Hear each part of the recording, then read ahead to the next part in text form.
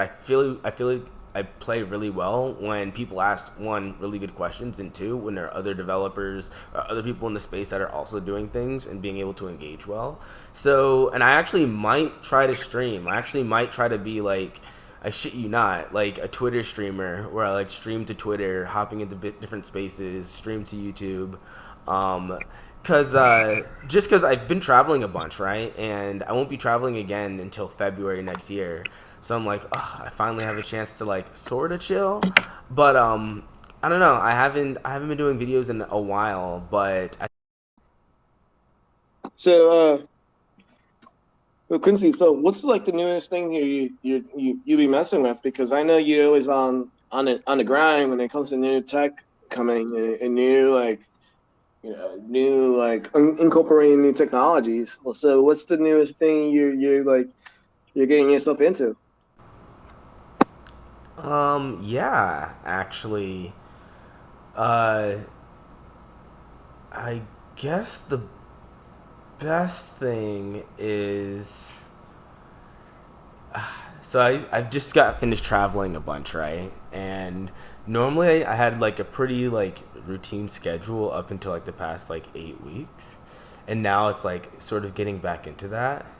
Lately, since I've been able to collaborate and meet with so many developers, I haven't even gotten a chance to get back to like anything I'm doing. I've literally just been meeting with new devs coming onto the network.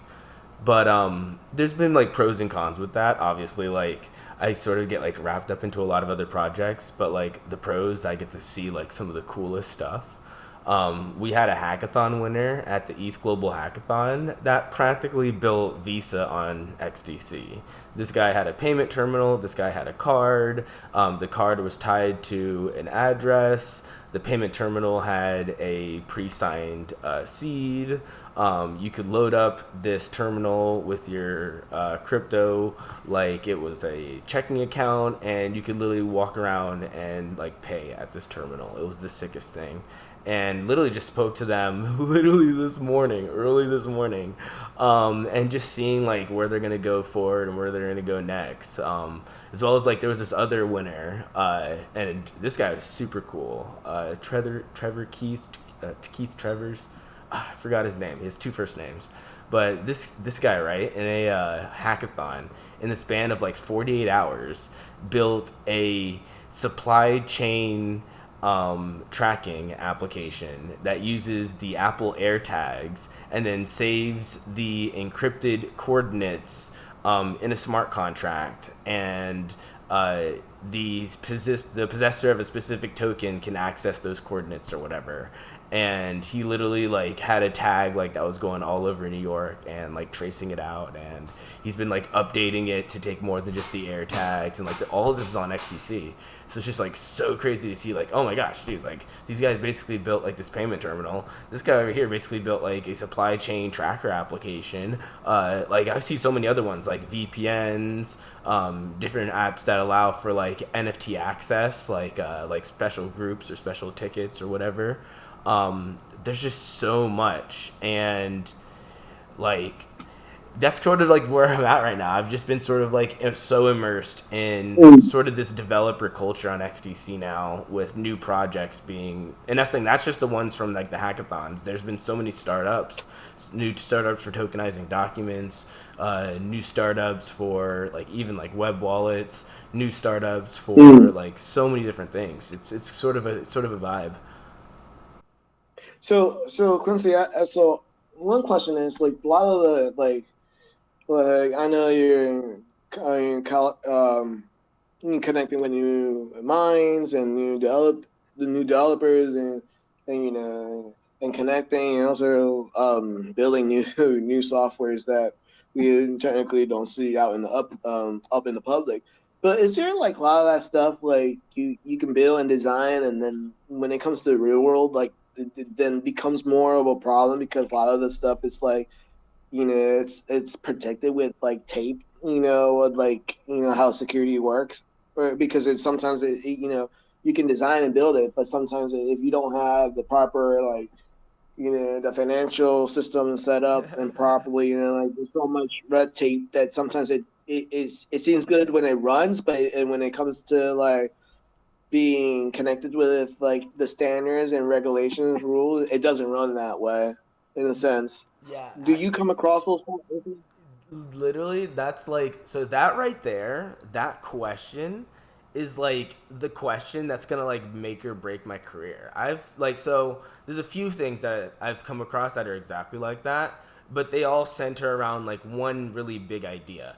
And it first really came up about a year ago where I was trying to publish this XIP standard on XDC that allowed for dividend yielding shares of different dApps. So it'd be a library that dApps would use. So as they get continuous revenue, this revenue would be split amongst a set of shareholders, and then they can sell these individual tokens as revenue generating tokens. And it seems pretty straightforward. It was an entirely like code written process, autonomous process, and it came into this weird domain of like autonomous equities. And the real question is there's certain things that operate exactly like equities or operate exactly like a specific like procedure that have very, very, very, very, very clear and very strict rules. But we're in a new domain where sometimes they can operate entirely autonomously. So the real question would be, well, what would happen if I had an entirely autonomous application that can operate entirely without me, without my intervention in any capacity, that would otherwise be looked at as this like security or as this equity, and would otherwise have this level of, or at least this expectation of like responsibility on a given party for managing the output of this app. And this is for many reasons. This could be whether the application fails and something happens and people loses money, or whether the application's compromised, or whether whatever, it could be anything. If you had a fully autonomous application that act in a way that would traditionally operate like a corporation would, and it has a set of shares and shareholders that are invested in the outcome of this enterprise, but the enterprise operates autonomously, who's responsible? And it came to a whole bunch of really weird things because it's like, okay, let's say you're the original creator and you launch these tokens and you hold all the tokens and you're fully responsible. What would happen if you sold all of these different shares of this application and you sold 100% of it?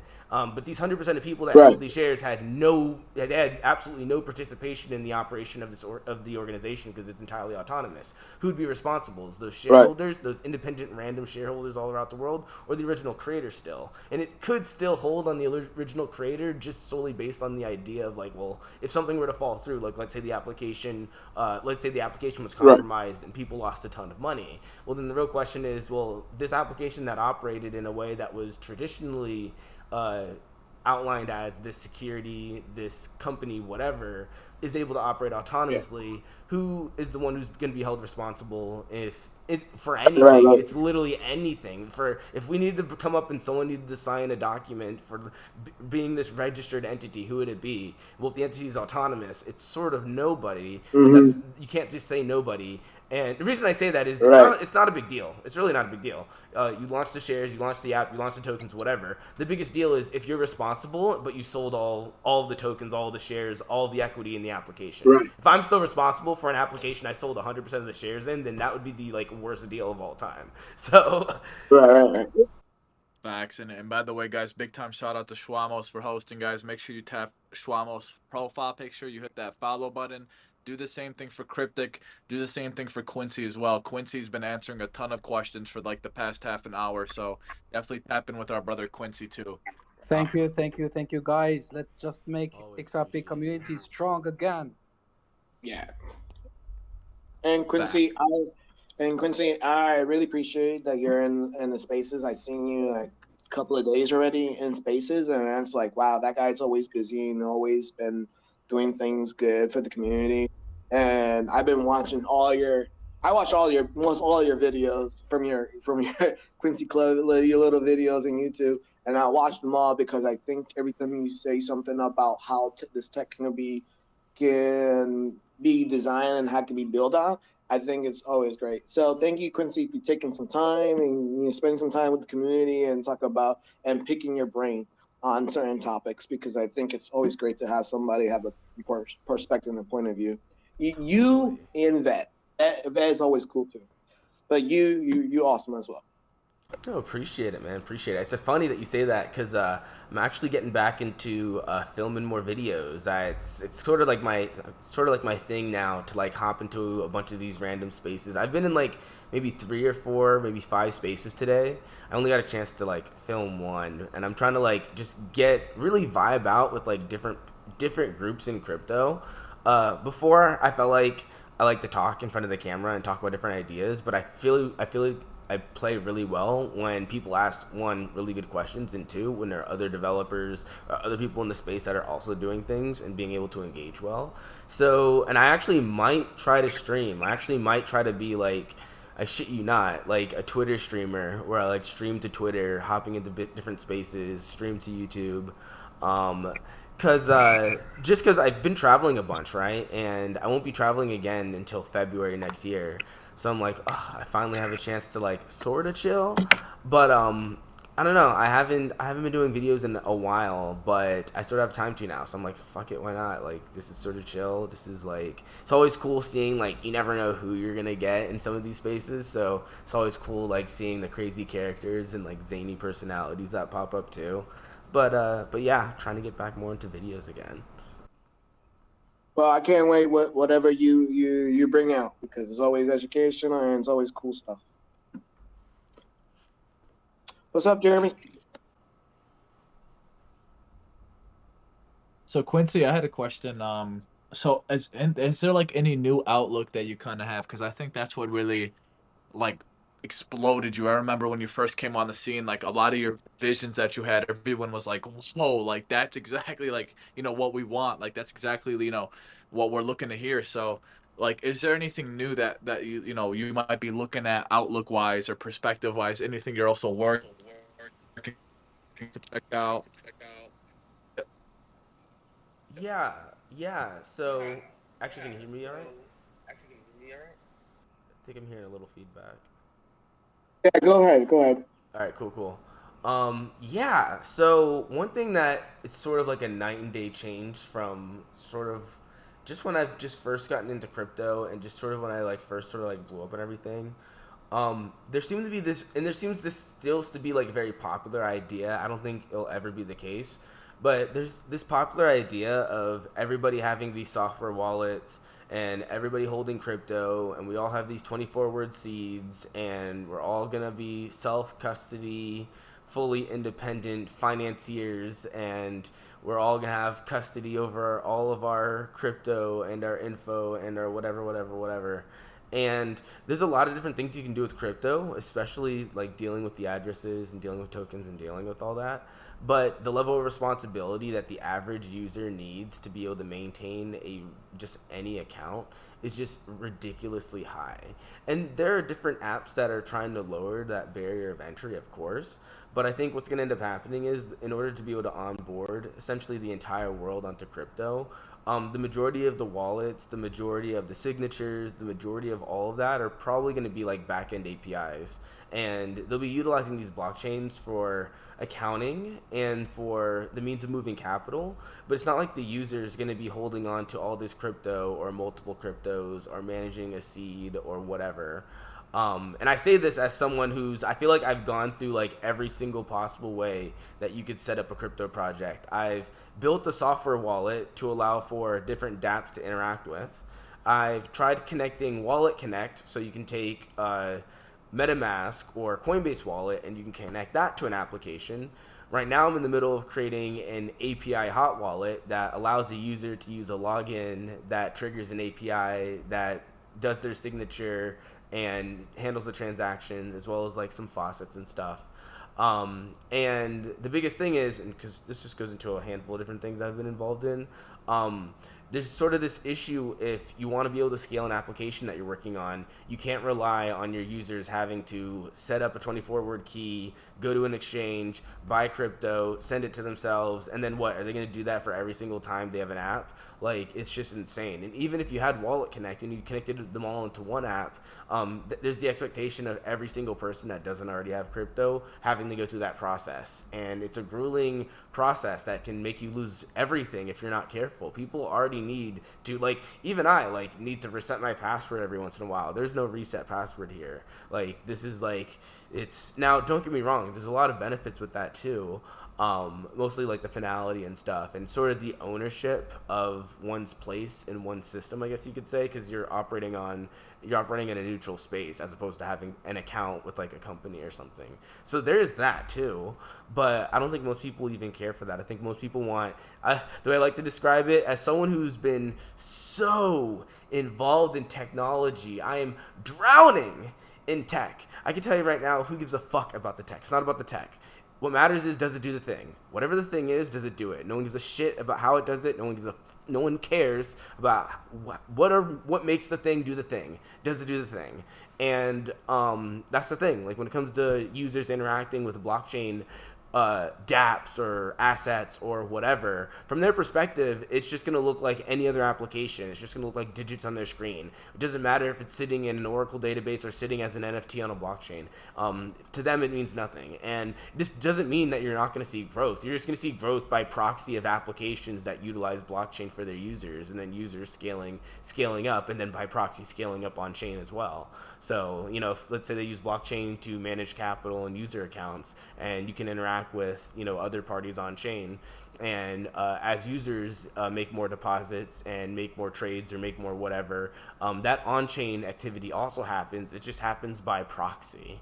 And I think that's where and people, it also goes into this idea of segregating Web3 and Web2. Oh, this is Web3. Oh, that's Web2. It's almost, this is going to sound so lame to everyone who's like not in the know, but this is like the crypto version of like the PHP meme. All right, now what's the PHP meme? So there's sort of been like this dead meme forever that PHP's dead. Like, oh, who uses PHP? What the hell? And PHP is just a programming language used to build web applications in like the early 2000s, right? And it's funny because no one in their right mind would build an app with PHP today's age. That's why they say it's dead. But it's not dead because there are literally thousands of jobs for PHP to work on legacy infrastructure for applications that were built 20 years ago and still need their code constantly maintained, written in PHP. So when people say, oh, Web3, Web2, oh, like there's a separation, it sounds like the PHP's dead meme, because that meme, like people have been saying PHP's dead for like 20 years, forever. They're like, oh, PHP's dead. Oh, we have APIs now. Oh, PHP's dead. Oh, we have, you know, web frameworks out now. Oh, PHP's dead. We have this, that, and PHP's not dead. Like, it probably never will be, because there's always going to be legacy infrastructure in some capacity. Same thing with Web2 and Web3. There's always going to be legacy infrastructure, whether that's just old on-prem or whatever cloud infrastructure. But it'll be interacting with blockchain or Web3 or whatever, primarily in the space of some element of shared accounting, some element of being able to move capital, and some element of being able to take some unit of account of some value, like whether it's arbitrary or whatever, like an asset or some sort, and being able to move it between multiple parties without having those independent parties synchronize their own independent databases to do so. On a macro scale, that allows everyone to connect like over the internet in terms of being able to move value, as opposed to a bunch of independent payment terminals, banking systems, even independent like government systems. These things allow for just an easier means to move value. But yeah, there's not like there's this like segregation between blockchain, Web3 and Web2 and oh my god, like oh my gosh or whatever. It's what's really gonna look what I perceive, and I feel really lucky, especially as a developer. Like, I feel like I got in like at the perfect time for being a developer. Fuck being an investor, for being a developer. And I saw this with cloud, right? So before this, right, before I was a blockchain developer, I was a cloud developer, and I was getting my certifications, and I was working at my job, and I was like, dang, man, if I got in the cloud like 2 years earlier right now, every hot startup is hiring cloud developers like mad, and they're paying them out the freaking ass. They're paying them top dollar for these like startups that like basically have like a 1 in 100 chance of even surviving, right? But so many different places that were hiring, and you know, I was new at the time, so I was only like 6 months into cloud development and like working on my cert. So I was like, man, if I was like 2 years into this would have been like, holy cow.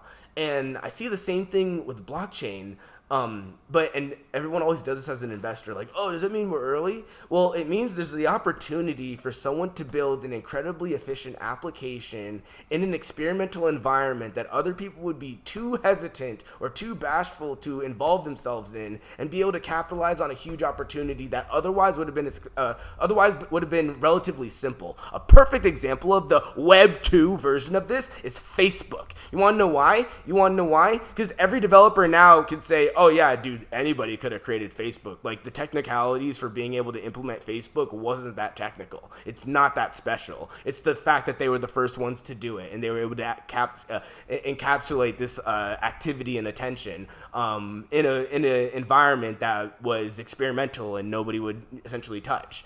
And it's exactly like that, right? That's the opportunity. That there's so many opportunities to be the next big thing, because the technology can allow it, presuming you know how to use the technology to be able to create a more productive whatever.